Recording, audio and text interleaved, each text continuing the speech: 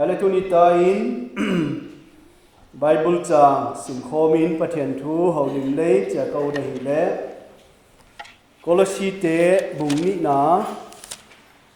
Colossi bungni chang gup to chang sagi kang sim dia Colossi te bungni chang gup chang sagia Wazia in lalpa Christ Jesu napomta bang maun ama a hingun ama a zungha le lam towa umin hil a na umbang a ginna a kipa ta a umin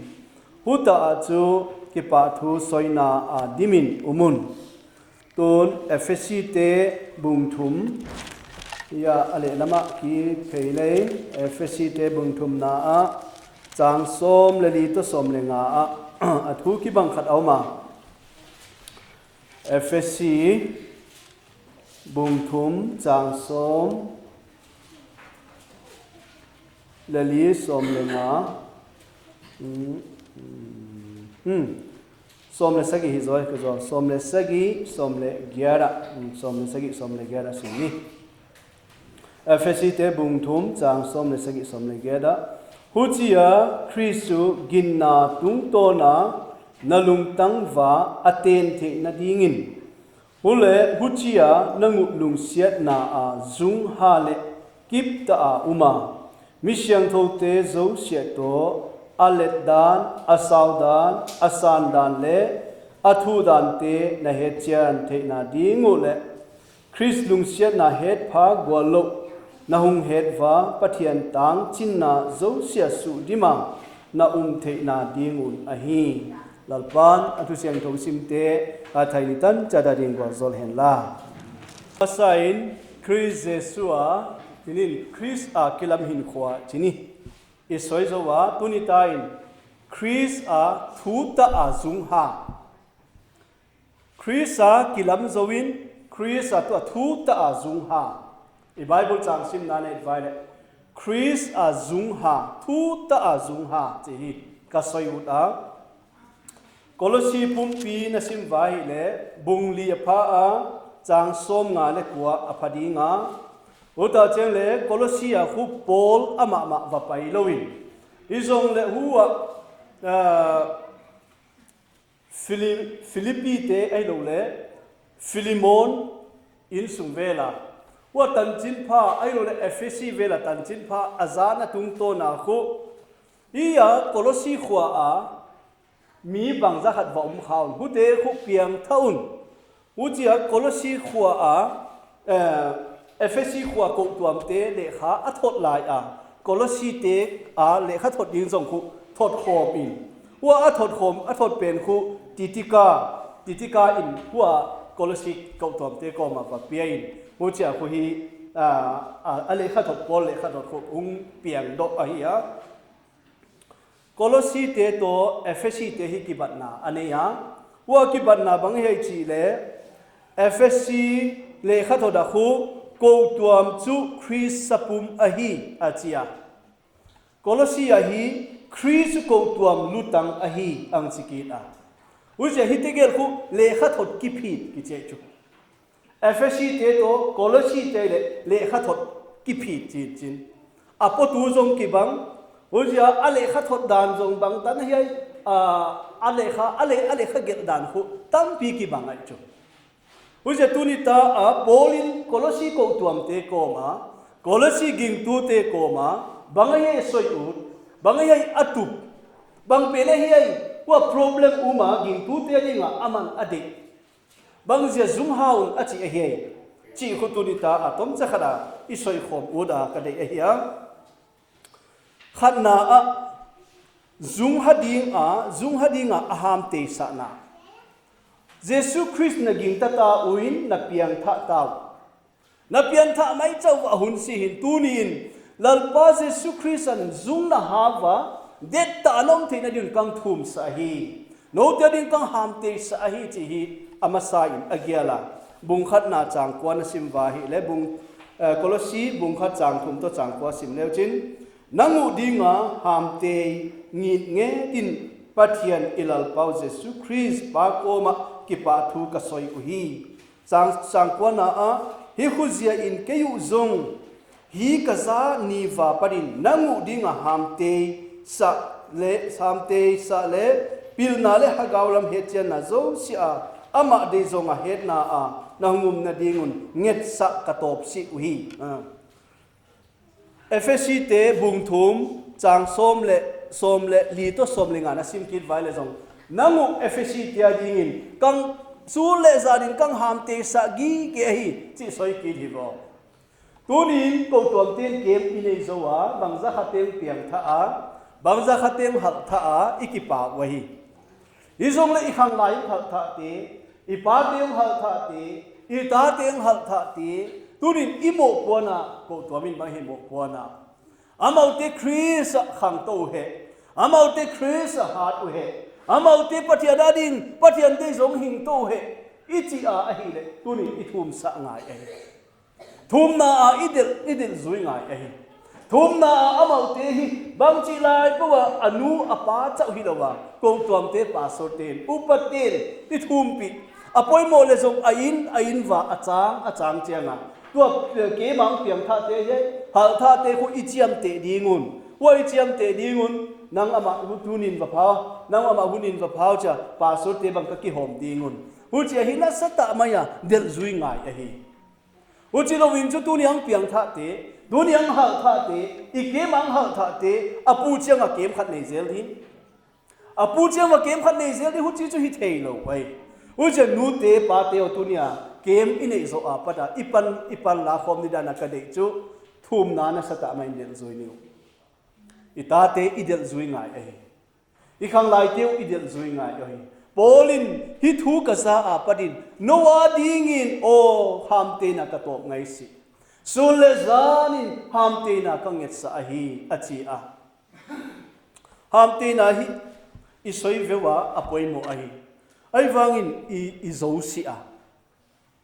ham te na poi mo dan kan soi ni tang wal khat khopia le kha sim ding in akwana amau hi ain wa nita tenga ki khopna ne yun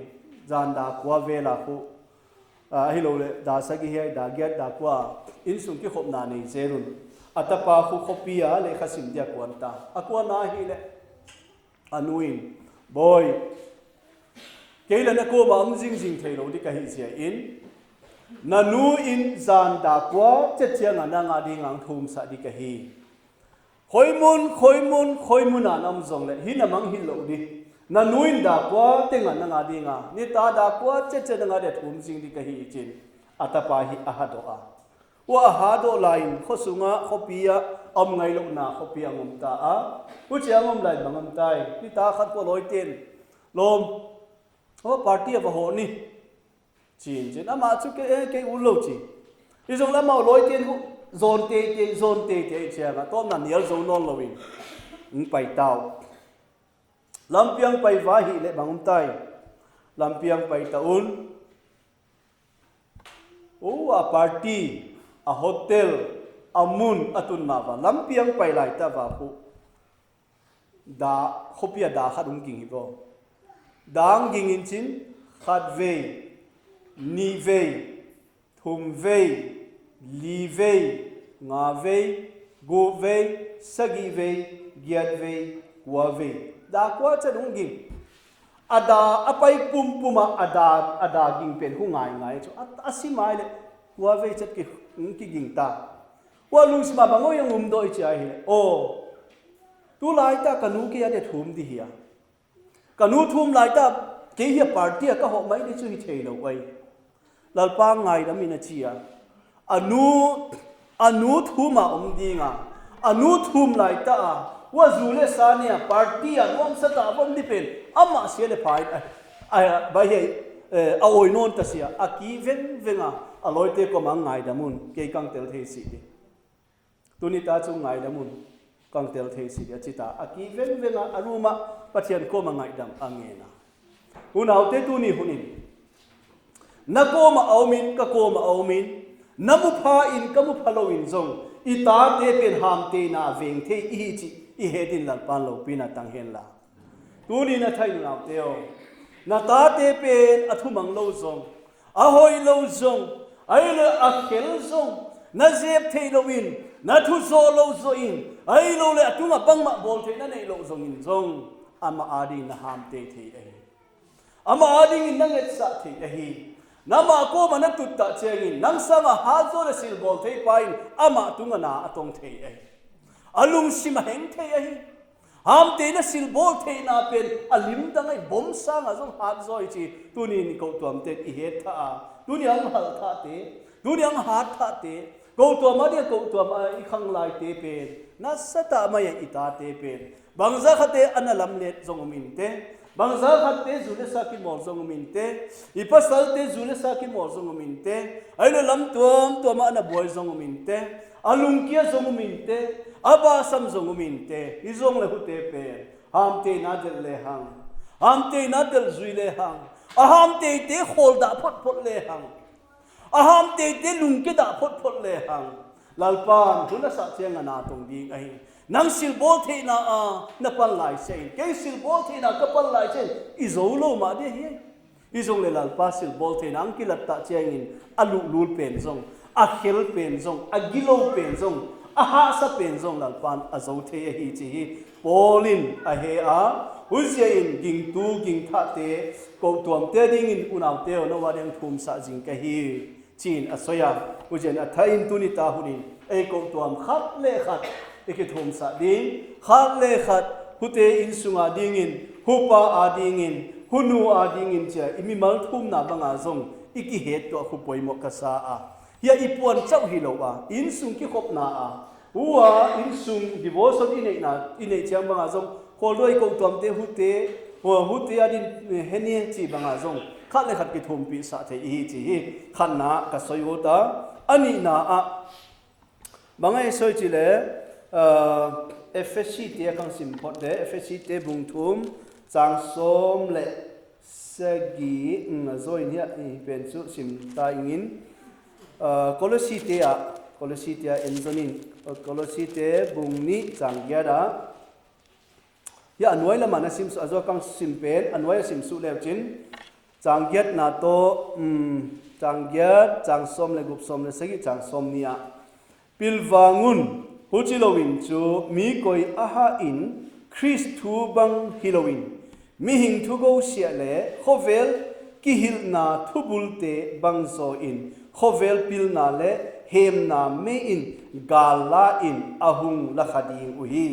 ton chang som le gup na som le gup som le segia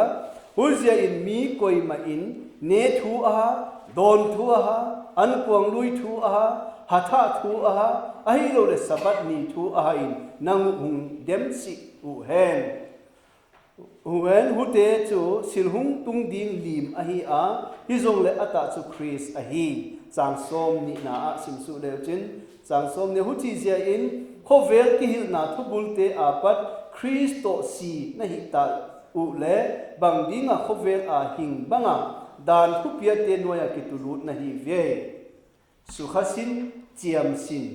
chi te bang zia a pol khu ko tom te di nga thu ma he ichi a he khat na kolosi te problem ama boina chu khovel philosophy khovel ki hil na te khovel philosophy a khum mi pil tam ta mai ta cha huten khu nangu kolosi ging tu te na silbolu di lo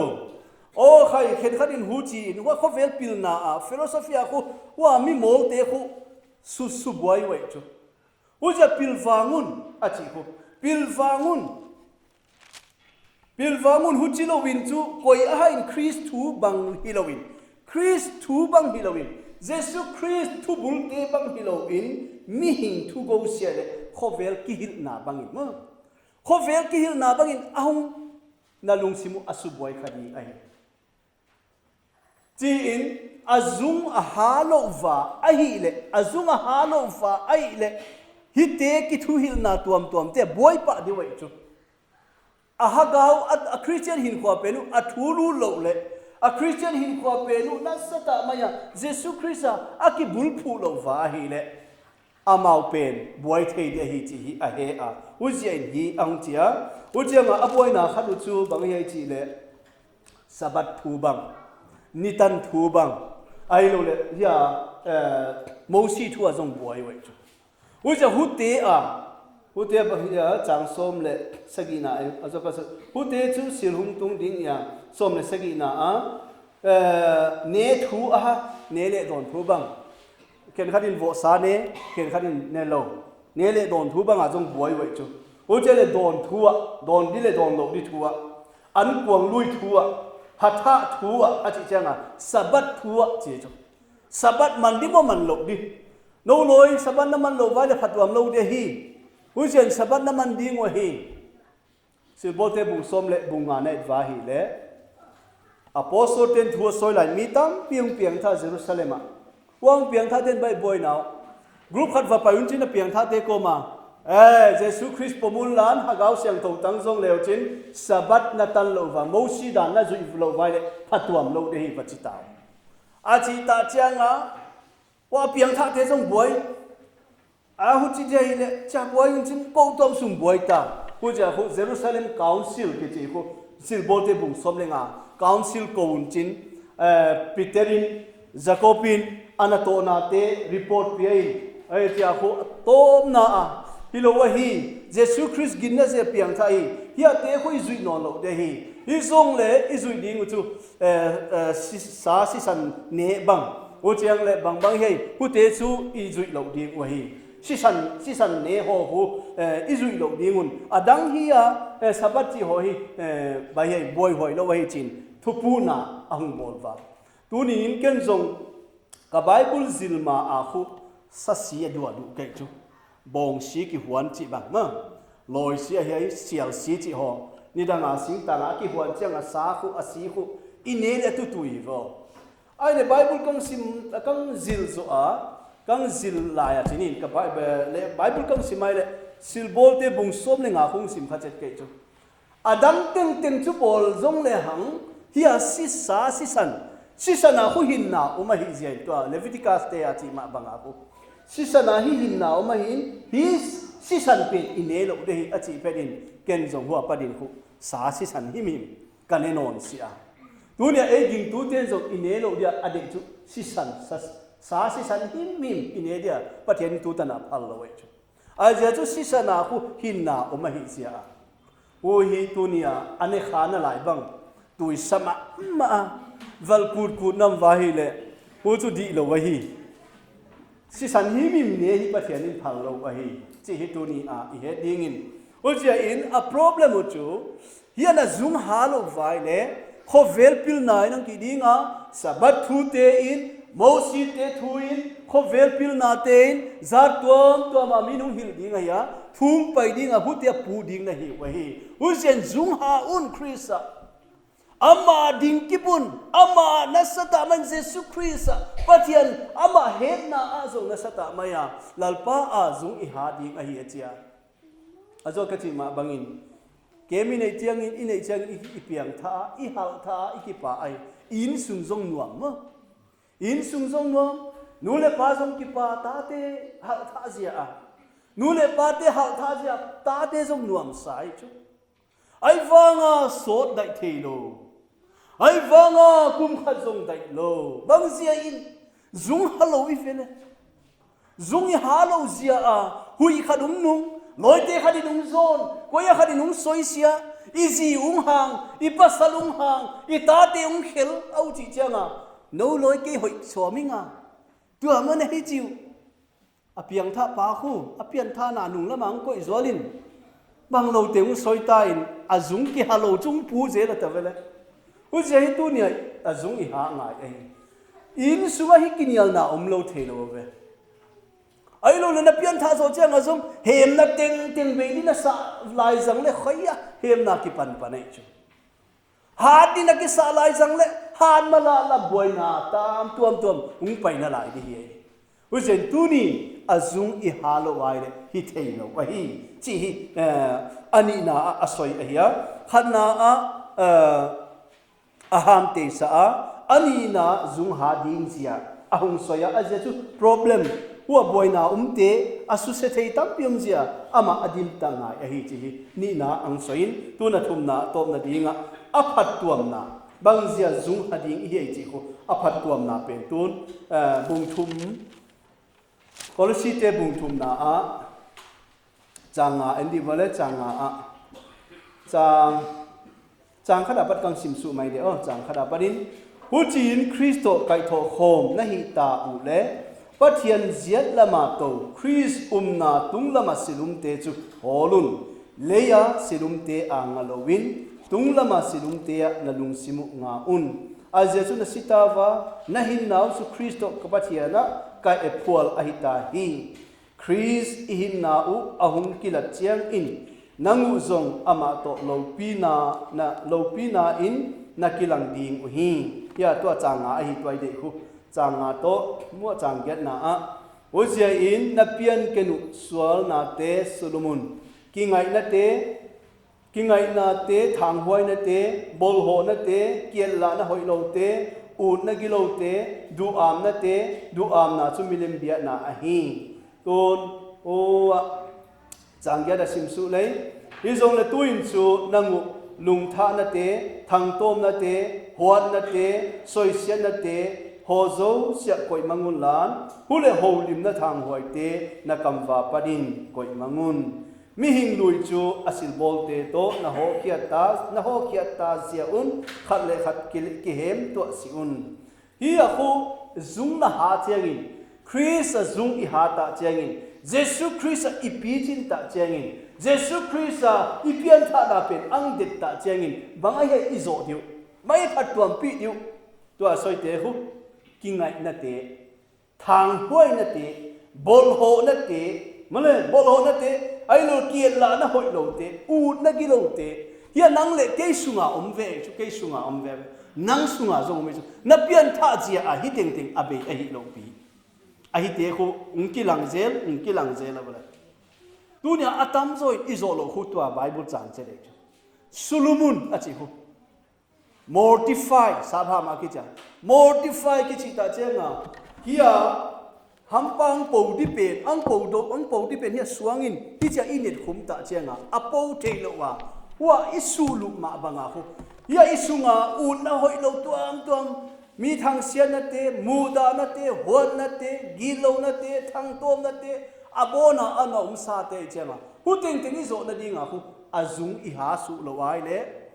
azung na ha su lo wai le hi te hung po to de vele hi te hung po to de chenga zung na ha ngai zung ka ha su chenga hu te hung po thai lo hi vo atam zo hu azung ha lo ha hi te hu ama a ud hun hunang po khia un apiang tha te zo amang control ze hi vo hu je tunia hi apoi mo ma chu zung ka halo Christa ka den lo chiang kami hing lui te ahung pot khia kami hing lui ten ahung control kami hing lui ten ka hin kholui ang pui kami hing lui ten ka huwa ka bol lui te ang pui zel hi ai hu zen unau teo polin kolosi ko tom te ko ma asoi hi di ka sama ma tu lai tai a practical in so itu au hi ai hi langka ko tuam te ai lo le ei ko tuam ai lo mun tuam ma ko tuam te hi ate zo po ma le hang pi ching di ve izo zo lo zia boy chu hu zen tunin a thain ki ngai tu ni atom na as Bible chang sim ding in Psalm number som kwa le ni chang som le ni to som le ni sim ne sim phe do ni wala Psalm som kwa le ni Psalm som kwa le ni na ito ki sai deu chini hoita auma ko sim khom le ka uda Psalm som kwa le ni chang som le ni pada som le lia ana ngai di wale Bible toy lo yum kha le midi ta chu tum sing bangin alwa lel lul dinga Lebanon ta nga sidar sing bangin akhang ding hi lalpa ina ki putte chu ipathian u bia in huang in tuala adwa leng lungding uhi upat nung in zong ga aswang na lai ding wa adong then thon ding wa ahing dep dup ding uhi midi ta te chu tum sing bangin tum sing hi a study bolte na soi vai le anwai lam atung lam kho sang sang ek tum khu ki mo pu lo wale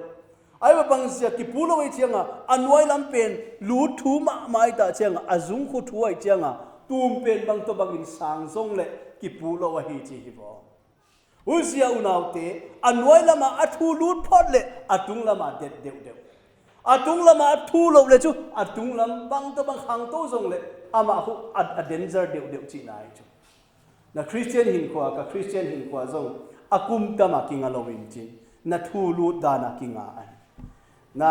akum na pian tha na chu kum som bangita kum som ni banga hita aiwanga hi anwai lam pen athu lo chianga akum tamzia det Halloween anwai lam na Christian na hagawin kwa pen athu lo na pena kinga ahi chi hi tunin ya samin zong asoi hoi ma Lebanon ta nga sidar singbangin akhang ding hi sidar singbang zong huchi ma bangya pathian ina ki phutte chu pathian bia in huang in tola adwa leng lung di oi lal pa ina ki phut tunin khoi ta he ki phudei zumuna ki phut hiai khoi ta ki phudei mo bia in huang tola in kwa na pai khom det det tunia naw pang ten lang sa nunga ten lang sa ikhang lai ten lang sa ham phat huai ai bia ina ki phutte lalpada na dan siang thowa ki tenga kilom ta ki phutte bangi mu chenga ham phat huai chu ren bit pu dong zadowin nidanga lamka akom lai ma soi veu chu no in kwan bol din guta da na bol pa le bang tan na dei di voi mo a chi vet ta nu nga le tang wa te ko ei igu lo wa thei to pa yai song le ki det zo lo wa no loi guta da nang pa du le chu in sung chu hot dai ven chi vet ta hi bo chiam nui to thu ta chu hi mo adi ai chu nu nga le tang wa te bang song ki te nai chi bang song kho di ta aman tam se ngai lo ai lo le bang yang sa hi za tha di ai le armara lian sin thum man te to se ni chi a rulum lo pi a ikin dan na bele o se wa amantam athu pi alo pi le thu pi a de di hi le ai lo sang a de zo tam lo di Amazon company to le ba hi company khofe kumpia lian ma Amazon company nei pa khu tu ma dewa azi khu le chu a khul na khu 36 million khovel pumpia billionaire khu bangza khat ki tel kheta la ama khu a khat na pa ngai chu